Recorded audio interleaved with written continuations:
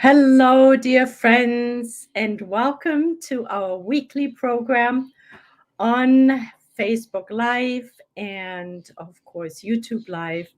We're live streaming to Bisea Spiritual Healing Center and Divine Light Spiritual Study Group, both on YouTube and Facebook. Welcome, dear friends. We're focusing on the Spirit's teachings in the Gospel according to Spiritism by Allan Kardec. We have reached chapter 13. What is the title of chapter 13? It is Do Not Let Your Left Hand Know What Your Right Hand is Doing. Last time we looked at the Spirit's teachings, which, by the way, we find in every chapter of the Gospel according to Spiritism. First, usually the chapter starts with a quote from the Gospels. And then Allan Kardec gives us his explanation to be followed by the Spirit's teachings. And the Spirit's teachings come from different spirits on high. Last time we studied material charity and moral charity. That was the subchapter of the Spirit's teachings of chapter 13 that is entitled Do Not Let Your Left Hand Know What Your Right Hand is Doing. Now, today we will be focusing on beneficence. Beneficence, dear friends. It's going to be items 11 through 16 minus item 13. So let us share the screen with the little PowerPoint, which will underscore the points that we want to take into hearts and minds, to assimilate into our souls, nourishing our souls, the eternal part of us, so that we can work them into our daily activities, our thoughts, our words, and our actions. So here we go. Just bear with me for 1 second, dear friends. And here it is. And we begin. Spirit's teachings of the Gospel according to Spiritism, chapter 13, items 11 through 16 minus 13. So when we look up beneficence in the Merriam-Webster, we are reading the following description. It says, definition, it says the quality or state of doing or producing the good. The quality or state of beneficent, being beneficent. So beneficence, in the word beneficence is the word bene, which is based on Latin, which means good. So we're doing the good. And as Emmanuel in Thought and Life taught us that in order to undo the shackles that we have forged against our own souls, we need to visualize goodness. We need to do goodness, mold goodness, speak goodness, see goodness with all the resources we have at hand. So our life is filled up with turning ourselves towards the good on all levels. And this is the subject matter of today's gathering. So beneficence, item 11. Item 11 is by Adolphe, who was a bishop of Alger. And what does he say? Now, keep in mind, dear friends, and I welcome you all. I can't see who has joined now because all I'm looking at is the PowerPoint, unfortunately, but I will say hi later. Just feel embraced and welcome, and thank you so much for joining. So beneficence is by Adolphe. We're not reading every single word. We're just picking out some highlights. But you're invited to read the whole chapter at your leisure. In this world, he says, my friends, beneficence will give you the purest and sweetest joys. Right there, we could just close our study group, right? Because all we need to know is beneficence. We can't lose. How wonderful. It will give us the purest and sweetest joys. Can't get any better than that. So if we ever feel a little bit down, a little bit demotivated, negative, let us look towards beneficence. How can I do and assimilate and practice and think and feel more goodness? Oh, he says, if you could but comprehend that sentiment that makes people look at one another in the same way that they look at themselves, joyfully shedding their clothes in order to give their brother or sister something to wear. He's talking about material beneficence when we share of our material goods. My friends, if only you could have no sweeter occupation than that of making others happy. What worldly festivities could compare to those blissful moments when, as representatives of the divinity, you deliver joy to families who have known only the vicissitudes and bitterness of life? We, dear friends, we become the representatives of divinity when we practice beneficence. We create the purest and sweetest joys for us and everyone else who receives our beneficence. It will be a blissful moment. We are invited by the Bishop of Alger to meet misfortune, not to avoid it, not to withdraw it, not to keep our own sphere so called clean. Yes, we do that too, but we do it by giving, by availing ourselves to those who are more in need than we are. And that's not just in the material sense, it's in body, mind, and spirit. Understand what your obligations are towards your brothers and sisters. Let us understand what are our obligations. Our obligations. That does not sound very, it sounds compulsory, almost sounds compulsory.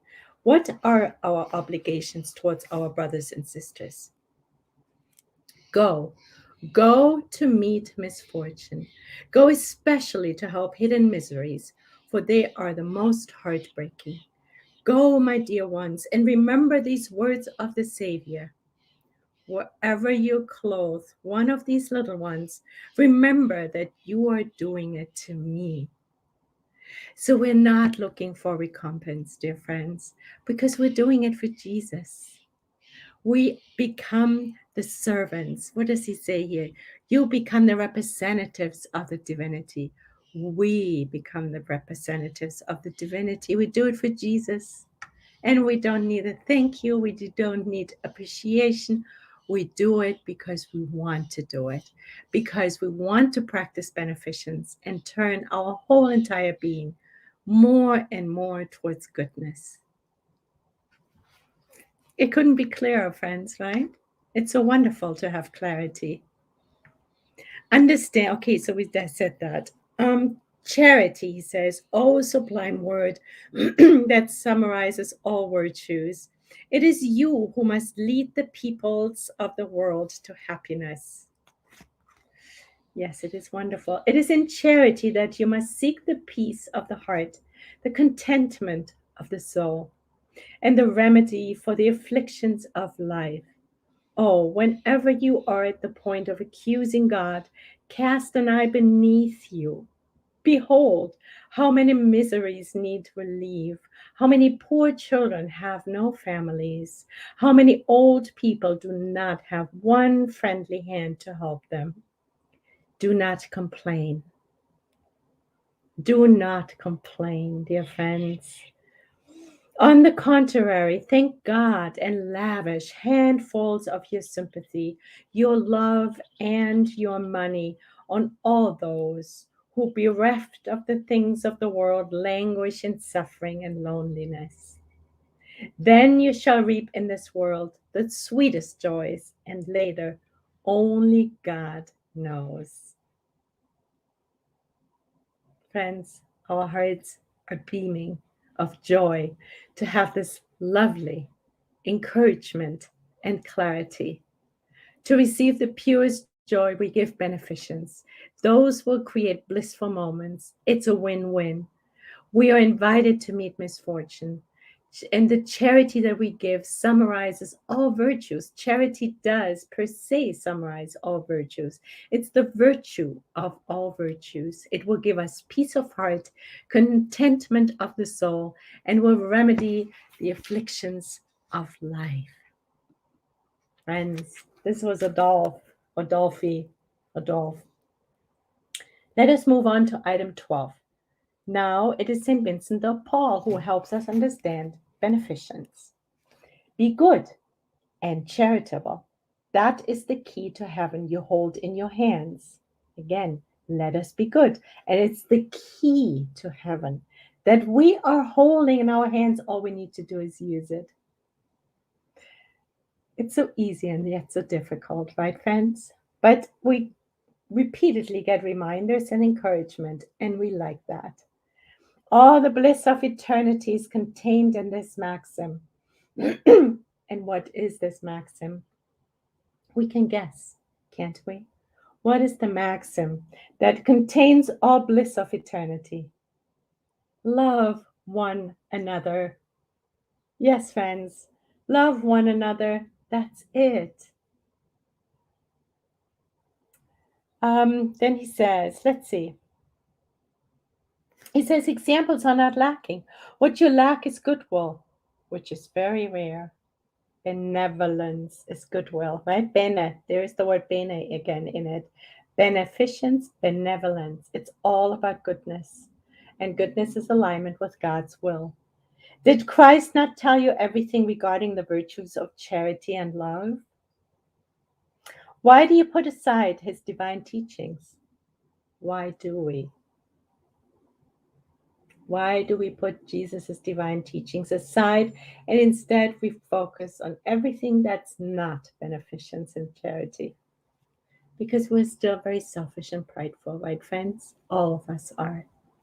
But we're working on it. So we're not getting down on ourselves. We're just happily starting every new day afresh, filled with desire to become more beneficent. Yes, we do. Why do you put aside his divine teachings? Why do you close your ears to his divine words and your hearts to all this gentle maxim? I wish more interest and faith would be displayed in the Gospels. Your ills have come only from your intentional abandonment of this summary of the divine laws. Love one another. So read these ardent pages about Jesus' devotion and meditate on them. Again, there's no doubt, there's so much clarity. We know exactly our God's to-do list. We're making it, and hopefully we're taking it down. Be more persuasive, more constant in the spreading of your new doctrine, loving our neighbor. It's as simple as that. Charity is the fundamental virtue that must uphold the entire edifice of earthly values. Charity is the fundamental virtue. Without charity, none of the others exist. Wow. Without charity, there is no hope for a better future, no moral interest to guide us. Without charity, there is no faith, for faith is nothing more than a pure ray of light that makes a charitable soul shine. The key to heaven, let us summarize this page here. The key to heaven is be good and charitable. The maxim, the key of all keys, the bottom line of all bottom lines is love one another, which is charity that will give us eternal bliss and help our spiritual progress. And then he summarizes for us what charity is, which is beneficence is a form of charity. He says it's the fundamental virtue. All virtues are included in charity. It creates hope for a better future. It helps us with our moral interest. It creates faith. This is how far we got, right? Without charity, there is no faith. For faith is nothing more than a pure ray of light that makes a charitable soul shine. Charity is the eternal anchor of salvation on all worlds. It is the purest emanation of the Creator himself. It is his own virtue that he gives to his creatures. That's God's virtue that he bestows upon us. He's very charitable with us. He, she, it is very charitable with us. And so was Jesus. Now, are we misers? Are we holding on to those gifts? Or are we generous? beneficent, and share the charity we receive every single moment of our lives? That is the question for us, dear friends.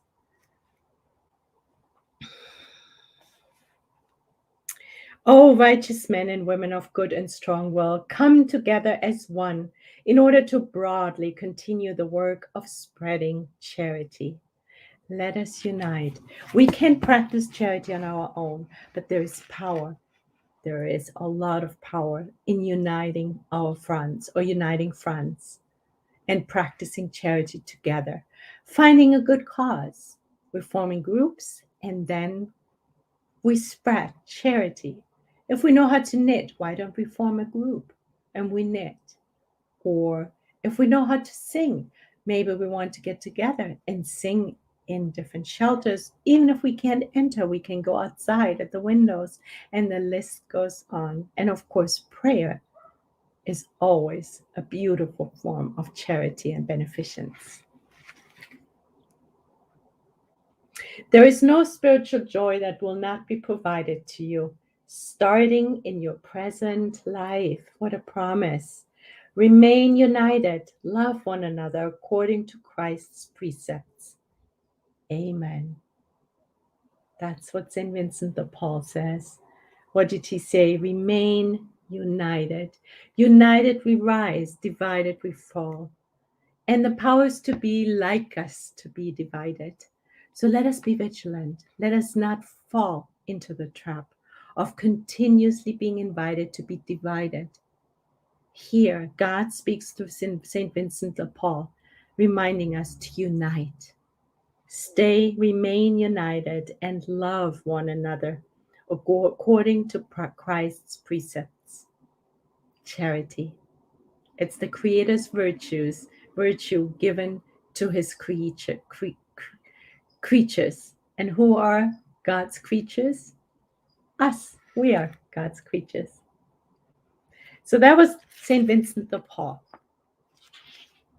Now we're moving on to Caritas. Caritas was martyred in Rome, and we will be going to item 14. And Caritas will help us further to understand beneficence, because item 14 still falls under the same headline. And of course, beneficence and charity are completely united. There are many ways to practice charity, which many of you confuse with almsgiving, which is not to say that almsgiving is not charity, but it's not the whole picture.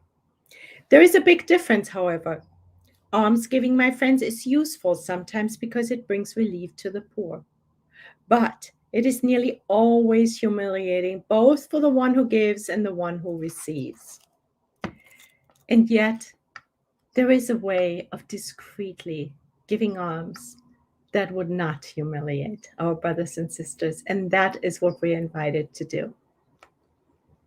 Charity, on the other hand, links the benefactor to the beneficiary and can be disguised in many ways. Discreetly, we can give. And as we studied a couple of weeks ago, we learned the difference between material charity, which is more almsgiving, and the spiritual charity, the moral charity. And she's talking about the moral charity here. She's not using that word, or I don't know, caritas, whether it's a she.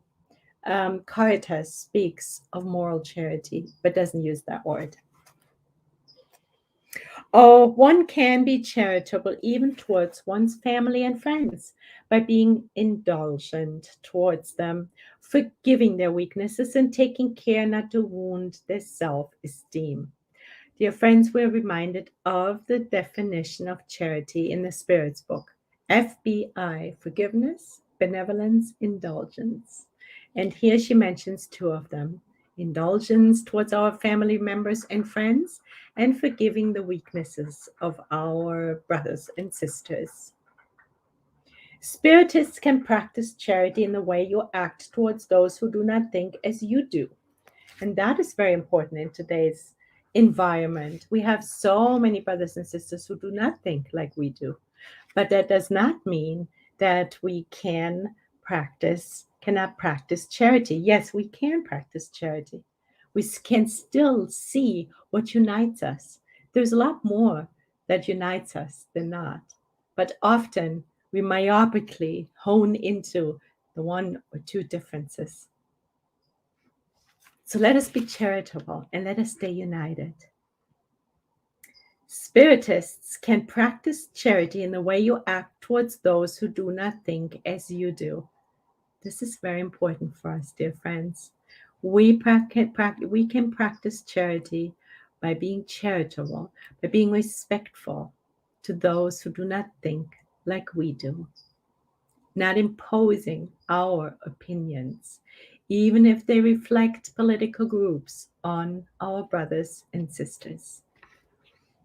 By leading the less enlightened to believe, but without shocking them and without attacking their convictions, but instead by gently inviting them to our meetings where they can listen to us and where we will be able to find the way to their hearts. That is one aspect of charity, gentleness, right, friends? Several times each week, I see a meeting of ladies of all ages. They have seen that winter is approaching and that it will be hard on the homes of the poor. And what do? They get together and they create little garments. Be patient, poor mothers. God has inspired others who are more fortunate than you. They have joined together and are sewing small garments. And one of these days, when snow has covered the earth, and you complain by saying God is not just, you will receive little garments for your little children. So, dear friends, that is material charity. We go through life seeing where there is need, and then we discreetly create a situation where we can be of help. So, charity is indulgence, it's forgiving weaknesses, it is preserving self esteem, it's gently treating those who beliefs are differ from ours.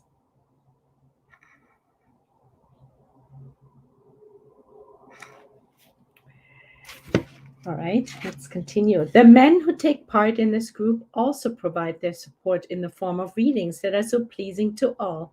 And in order to reward the zeal of all on each one in particular, we ourselves promise these industrious workers a good clientele that will pay them with blessings, the only currency used in heaven.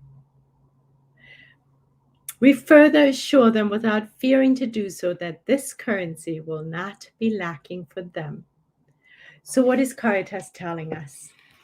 Caritas is encouraging us to practice charity in the moral sense and the material sense, because then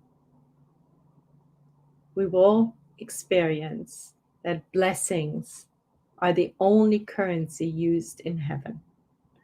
Blessings are the only currency used in heaven. And the blessings that we're giving will never be lacking, Caritas tells us. By giving, we receive, dear friends. Let us be a blessing in other people's lives. Let us be the one who is the blessing as a worker of God. So beautiful, isn't it? All right, we're moving on. Item 15 is by a protective spirit. Again, it's entitled Beneficence. It is very interesting. There are from 11 to 16, and 12, 13, 14, 15, 16. There is 6 items that are dedicated, 6 spirits teachings dedicated to beneficence. This is how important beneficence is, dear friends, that this is not a coincidence that we have 6 items in the Gospel according to Spiritism dedicated to beneficence. And of course, there is no coincidence that Allan Kardec also honed into that and brought us, delivered to us, gifted us with so much clarity and so much encouragement in order for us to practice beneficence more. Thank you. That's all we can say. Thank you, dear God. Thank you, dear Jesus. Thank you, dear Allan Kardec. Thank you, dear spirits. Thank you, dear mentors. We are grateful. We hope you feel the gratitude as well. Let us continue. My dear friends, every day I hear you saying to one another, I'm poor. I cannot practice charity. Do we say that sometimes, dear friends? What do I have to give? I don't have much. I can't think of anything. Let us see what the protector spirit helps us to understand. And every day, he says, I see you lacking indulgence towards your fellow beings. Aha, clue number one. So if we think we don't have anything, right there, we can reach for indulgence. And indulgence starts with our thoughts. We're so prone to judging. And every judgment, every negative judgment is the opposite of indulgence, right? Because again, we're like myopically just seeing what's not perfect in our little minds. So if we feel, what can I do good? How can I be beneficent? I have no time. I have no money. I have nothing. I'm not that special. Here we got it. We can practice indulgence always because our thoughts go a mile a minute every, right? They keep coming.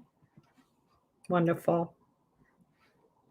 You do not forgive them for anything, and you turn yourselves into judges who are at times quite severe, without asking yourselves if you would be happy if they acted the same way towards you, right?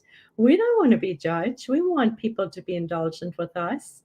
So let us start. Let us be the beginners. Let us be the ones who start first to be indulgent. It is not indulgence also charity? Aha. So indulgence is another form of charity. You can only practice charity by being indulgent. Do that at least, but do it extensively. Regarding material charity, I would like to tell you a story from the other world, from the spirit world, right? And this story we've heard, and we're not going to read it all, but it is two men come before a spirit that discarnated with two big bags. One has a really big, heavy bag. The other one is a really light, small bag. And the one with the really big, heavy bag thinks he's going to be the one who gets the most recompense from God. Lo and behold, turns out that the guy with the little bag gets more. Why is that? Because the guy with the little bag gave his all. In other words, he gave a lot more because he had a lot less. And the guy with the big bag, yes, it looks on the surface that he gave a lot, and he did give a lot. But compared to all he owned, he didn't give a lot at all. The key is for us to deprive ourselves of what we have, and that's true charity. Charity begins where duty ends. Let us continue. Let us remember that too. Also, this guy with the big bag had given with ostentation, and the other one and showed his ostentation in the temples. The other one didn't, and he deprived himself of what he had. Then he wraps up the story. You were indulged and you did not judge your fellow beings. On the contrary, you offered excuses for all their actions. Go to the right and receive your recompense. So that he also, the guy with the little bag who got more recompense from God, he also was indulgent. He did not criticize his fellow beings. He found, on the contrary, actually even excuses for the others' actions that were maybe wrongful. So what is the protector spirit telling us? Charity. If we think we have nothing to give, there is indulgence for sure. And from indulgence, there's a lot more. But the protector spirit is focusing on all of us can practice indulgence. Then he gives us this beautiful story where he says, well, we essentially learn that that the material charity needs to be a privation. We can't be ostentatious when we give. We cannot expect to be taken, what we give to be taken into account. And on top of it, we can practice the moral charity, namely being indulgent and not judging our fellow beings. Even in one step further, we can actually offer excuses for the other's actions. So when we give, we don't give ostentatiously. We need to deprive ourselves. And if we think we have nothing to give, let us be indulgent. Thank you, Protector Spirit. Now we're moving on to item 16. Item 16 is by Jean or Jean, or we don't know. It's a French name, maybe Jean. Let's call her Jean for lack of better knowledge. So, what does Jean have to say about beneficence? Might not a rich, fortunate wife who does not have to spend her time doing housework dedicate a few hours of useful work to her fellow beings? With what she has left over from her pleasures, she could purchase clothes for the unfortunates that shiver in the cold. With her delicate hands, she could sew basic yet warm clothing and help a mother cover her child. If her own child has to do with it a little less, the child of the poor woman would be a little warmer. To work for the poor is to work in the Lord's vineyard. So, if we find ourselves having a lot, let us give of the lot we have. Number 2, and you, poor laborer, who have nothing superfluous, but who, full of love towards your brothers and sisters, also want to give a little of what you have, give a few hours of your workday, your time, which is your only treasure. See, that's another thing. Time. How much time do we spend idling, doing nothing really, nothing useful for the common good? We always have a little bit of extra time to give. Yes, we do. Thank you for this reminder, dear Jean. This is so important. Make some of those fancy handicrafts that tempt the wealthy, and then you sell them, and then you receive some money, and somebody else will be delighted by them. So these are examples, dear friends, of how we can give. The third example is, and you women devoted to God, you too work in his service. Make your delicate and lavish creations not be solely for decorating your chapels or for calling attention to your skill and patience. Selfishness and pride, right, friends? And even if we do it for the church and the temples and the chapels, there is more we can do. Work, my daughters, and let the compensation of your undertakings be consecrated to helping your brothers and sisters in God. The poor are his beloved children. To work for them is to glorify God. The poor are God's beloved children, and to work for them is to glorify God.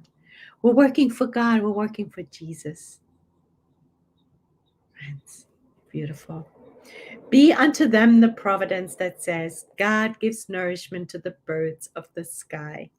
May the gold and silver threads that are woven by your hands be transformed into clothing and food for those who do not have them. Do these things, and your work will be blessed. By giving, we receive. All can produce something. Give of your talents, give of your inspiration, give of your hearts. Give of our talents, give of our inspiration, and give of our hearts. We can all produce something for the good. We can all be always beneficent. All of you who can produce something, says it again, give of your talents, give of your inspirations, give of your hearts. Poets and authors, you who are read solely by the upper crust of society, go ahead, fill up their leisure time, but let the profit of some of your works be consecrated to the relief of the poor. Are we sharing some of our income with the relief of the poor? Are we giving? Are we sharing? Are we maybe even depriving ourselves a little? That is the invitation of the night, dear friends. All of you can give. Whatever may be your social status, you have something you can share. We'll read that again. Whatever may be your social status, you have something you can share. Whatever God may have given you, you owe part of it to those who lack what is necessary. For if you were in their stead, you would be very happy if someone else were to share with you. do unto others as you would like them to do unto you. Right, friends? All of us have something to share. All of us have gifts because God gifts us continuously from the cradle to the grave. We have received specific gifts in general and daily gifts in particular. And we can share. We are invited. We're urged. We owe part of it to those who lack. We owe it to them, friends. That's how high the bar is for us. Your earthly treasures will be a little less, but your heavenly treasures will be more abundant. Even if our earthly treasures become a little less, let us have faith. Let us have faith that our heavenly treasures will increase. It is sometimes so hard to imagine because all we see is matter is less around us. And we don't see the heavenly treasures, do we? We don't smell them, we don't feel them sometimes, we don't see them. And then we don't do it because we get scared. But we're invited to practice faith. It is happening. And tonight we're getting a booster shot of beneficence, encouragement, love, clarity. And the clarity that we all have something to give. Your earthly treasures will be a little less, but your heavenly treasures will be more abundant. There you will reap 100-fold what you have sown in good deeds on the earth. Dear friends, this is it. 6 items on beneficence. Wow. You're invited to read the whole chapters if you like, and maybe take some notes. Make God's to-do list and fulfill it most and foremost every day. Beneficence feels so good. And the love feels wonderful because by giving, we receive. Here we are. All the best, dear friends. Thank you so much for joining, Teresa. Thank you so much, dear friend. The golden rule, for sure. Many blessings, much love. And so, God willing, we will continue our study next week with compassion. Another item that falls under do not let your left hand know what your right hand is doing. Many blessings. God bless you.